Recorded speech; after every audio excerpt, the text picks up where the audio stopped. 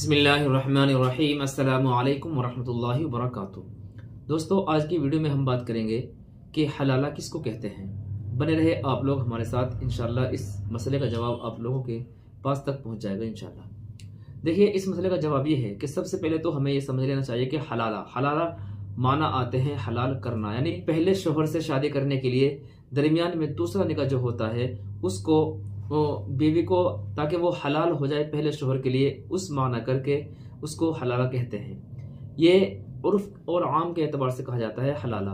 बाकी इस्तिलाही एतबार से और शरई एतबार से हलाला कोई मायने नहीं रखता है। हलाला करने वाले पर और जिसके लिए हलाला किया जा रहा है उसके ऊपर अल्लाह के नबी सल्लल्लाहु अलैहि वसल्लम ने लानत बरसाई है। कहा कि अल्लाह की लानत होती है, इस पर अल्लाह की फिटकार होती है कि जो शख्स ऐसा गंदा काम करता है। क्योंकि हलाला आज के वक्त में जो मशहूर हुआ है और जो ये कहा जा रहा है यह है मुता। दूसरा नाम होता है इसका मुता, यानी एग्रीमेंट पर शादी करना। अगर इस माने कर किसी ने निकाह किया है दूसरा, तो वो मुता ही कहला जाएगा। और ये उस सिचुएशन में होता है कि जब कोई शोहर अपनी बीवी को 3 तलाक दे देता है, 3 मरतबा उसको कह देता है कि मैंने तुझे तलाक दे दी है, और उसके बाद में वो शख्स उसको निकाह से, वो बीवी उसके निकाह से निकल जाएगी, दोनों का निकाह खत्म हो जाएगा। और यहाँ तक कि बीवी इसके लिए हराम हो जाती है, दोबारा निकाह नहीं कर सकते हैं। पहले शोहर के लिए बीवी हराम हो जाती है। अब अगर इसको शादी करनी है इसी शोहर से, तो ये निकाह इनका नहीं हो सकता है। अलबत्ता ये इद्दत गुजारेगी और फिर कहीं दूसरी जगह पर शादी करेगी। और शादी करने के बाद में बिना एग्रीमेंट के, बगैर किसी दबाव के, बगैर किसी जोर और जबरदस्ती के, बिना कोई लालच के कोई दूसरा शख्स इससे शादी करे, अब उसके बाद में वो खुद से तलाक दे दे या वो उसको अपने पास रखे या उसका इंतकाल हो जाए और फिर बाद में जाकर के वो बीवी अलग हो जाए उससे और फिर वो इद्दत गुजार करके पहले शोहर के लिए आ जाए, तो इस दरमियान तो वो उसको हलाला कहा जाता है, इसको हलाला कहते हैं। लेकिन आम तौर से उर्फ आम में जो चल रहा है वही चल रहा है कि एग्रीमेंट पर शादी कर लेते हैं और इसको मुताबिक कहा जाता है।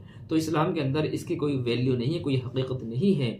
इस्लाम के अंदर निकाह की वैल्यू होती है, निकाह की अहमियत होती है। मर्दों को अल्लाह तबारक व तआला ने इख्तियार दे रखा है कि वो 4 शादियां कर सकता है, और मर्दों के पास ये भी इख्तियार होता है कि वो अपनी बीवी को तलाक के जरिए से अलग कर सकता है। बीवी के पास कोई इख्तियार नहीं है।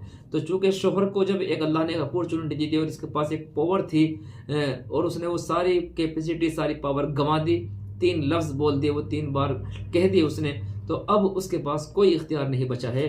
अब अल्लाह ने उसको सज़ा दी है और ऐसी सज़ा मिली है कि ये बीवी इसके लिए हराम हो गई है, जब तक कि ये कहीं दूसरी जगह पहले शादी न कर ले और वहाँ से इसका मामला साफ न जाए, इद्दत वगैरह गुजारने के बाद में तब ये शोहर के पास आएगी।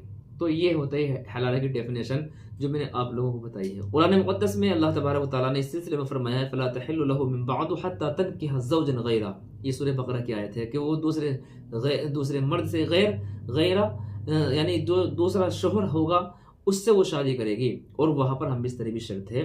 और उसके बाद में वो शोहर खुद ही जब चाहे वो उसको अलग कर दे बीवी को, या वो उसका इंतकाल हो जाए, तब जाकर के वो उसके लिए सही माना में बिना किसी गुनाह के वो सही मामला होता है। और अगर इस तरीके पर एग्रीमेंट पर कर दिया तो फिर क्या होगा, अगर हलाला इस तरीके से किया जा रहा है यानी एग्रीमेंट करके, तो फिर वो गुनाह मिलता है और अल्लाह तबारक व तआला की तरफ से उसके ऊपर क्या आती है, लानत आती है और वो अल्लाह की रहमत से दूर हो जाता है। अब यहाँ मुसलमानों को एक हिदायत दी जाती है, वो ये है कि अपनी बीवियों को 3 तलाक न दें, बरह रास्त वो 3 तलाक न दें, बल्कि वो इसके बारे में सही तरीके से समझ लें और उलमा से पूछ करके कि किस तरीके पर करना है, और जो 3 तलाक़ें हैं वो बचा करके रखें, उसको जल्दबाजी में इस तरीके से गलत इस्तेमाल ना करें उनका। उम्मीद है बात आपकी समझ में आ गई होगी। आपके भी कोई मसाइल हो, क्वेश्चन हो, कमेंट बॉक्स में लिख दें। अस्सलामु अलैकुम वरहमतुल्लाहि वबरकातुहू।